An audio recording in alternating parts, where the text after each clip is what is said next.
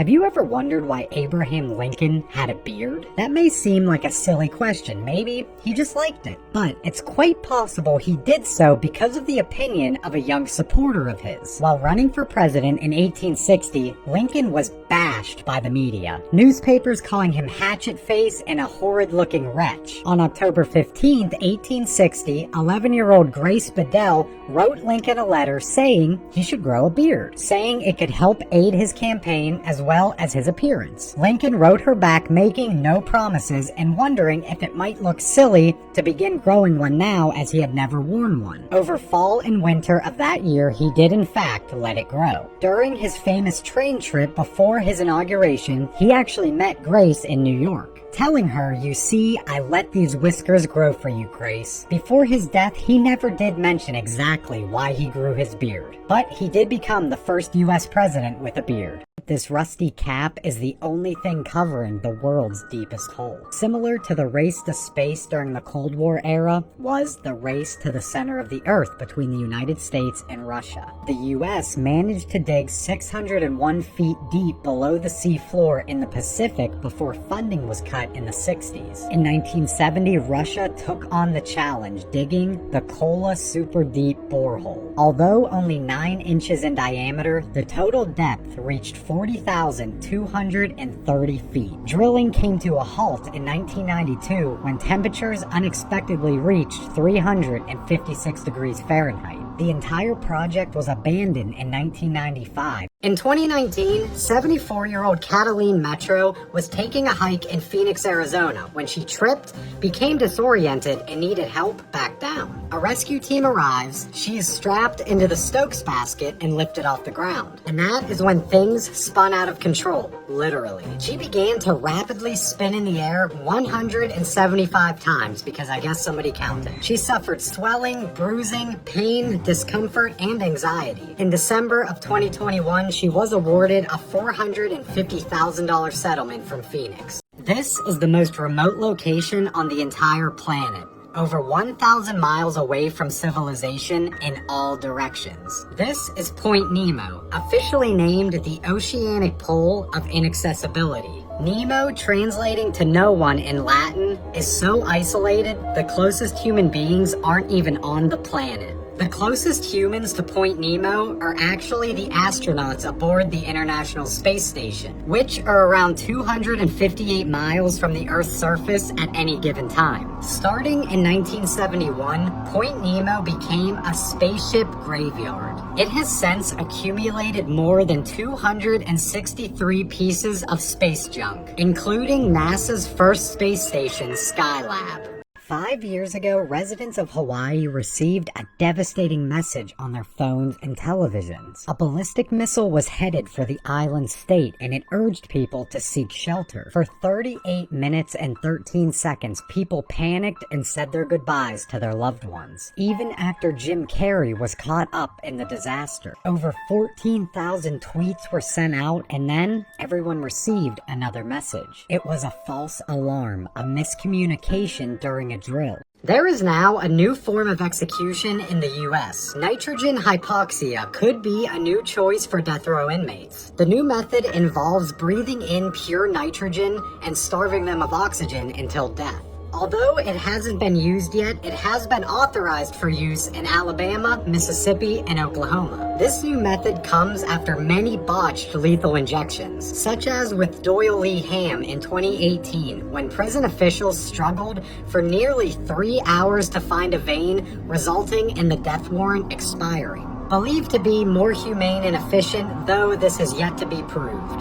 The shapes of your Chicken McNuggets at McDonald's isn't as random as you may think. Believe it or not, those battered deep-fried nuggets are actually created in 4 distinct shapes: the bone or bow tie, the bell, the ball, and the most recognizable, the boot. But why these shapes? Well, according to the company, they are for kids and kids at heart, and they make dipping more fun. The shapes are formed using a rolling cookie cutter before they are battered and then deep-fried. Have you ever wondered why your quarters and dimes have ridges? Known as the reeded edge, they are actually really important, or at least they used to be. You see, when gold and silver was used in coin making, People would clip around the edges, collect the shavings, and then sell them. Adding the reeded edges ruined this scheme, as a shaved edge on a coin would make it apparent that it was tampered with. They also made it more difficult to counterfeit. Quarters have a total of 119 grooves. Dimes have 118. This is Graham. Graham was built to survive car accidents. With cars evolving faster than we are, a team in Australia designed a crash-proof human. A human that would have what it takes to survive a car accident. An artist, a crash expert, and a trauma surgeon teamed up to create Graham. To survive these deadly car scenarios, Graham was built different, having a much larger skull and a concave, fatty face. His neck is nearly non-existent to prevent spinal cord injuries. Thicker skin and external air sacs on the ribcage for extra protection. Pedestrian collisions were also considered. Graham's lower ankle is fitted with an extra joint for more mobility, as well as having flexible knees. The fourth finger is the designated ring finger, but why is that? The answer lies within an ancient misunderstanding of anatomy. It was believed that the ring finger contained a vein that connected directly to the heart. Early Romans called this vena amoris, meaning the vein of love. To signify romance, the ring would be placed on that finger specifically, essentially connecting their two hearts. Obviously, this has since been proven false, but the tradition lives on. This chair was once the way some small towns dealt with vagrants. Known as a tramp chair, it was invented by Sanford Baker in 1885. Designed for towns that were too small for a jail or those who couldn't afford to build one. The undesirables, as they were considered, would be locked in the chair as an encouragement to move along. It was all too common for them to be stripped naked before going inside, leaving them to deal with the thick iron bars heating and cooling depending on the weather conditions. Sometimes even paraded around town, subjected to harassment. They would then be wheeled to the edge of town, released, and foisted off onto the next village. There is a secret to unlimited wealth.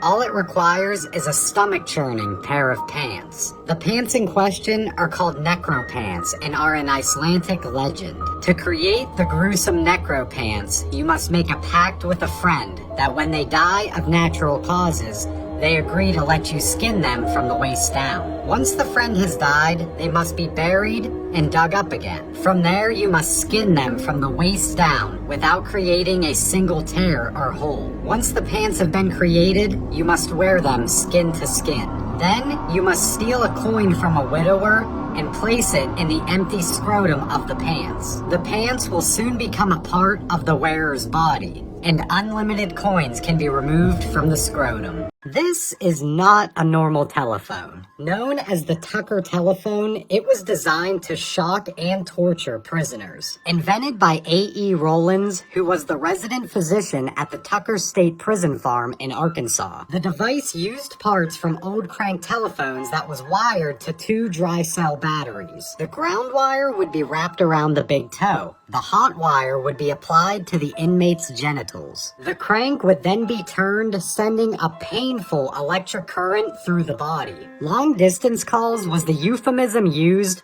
when several consecutive charges were administered to the prisoner before they lost consciousness. Permanent organ damage and mental health problems were just a few of the consequences to the Tucker telephone. What would you do if you woke up in a morgue? That is exactly what happened to 33-year-old Carlos Camijo back in 2007. He was involved in a serious car accident on the highway and was declared dead. Carlos was taken to the morgue and an autopsy was started, but when the medical examiner made an incision on his face, he noticed something strange. The body was bleeding and they knew they Carlos said he woke up with unbearable pain and was in complete shock. Even more shocked was his wife, who showed up not long after to identify the body, instead finding her husband alive and well. He was left with a facial scar, a document ordering his autopsy, and a pretty crazy story. These two have been holding hands since 1888. In 1842, Colonel Van Gorkum married Josephina Van Efferden, and their union was highly controversial,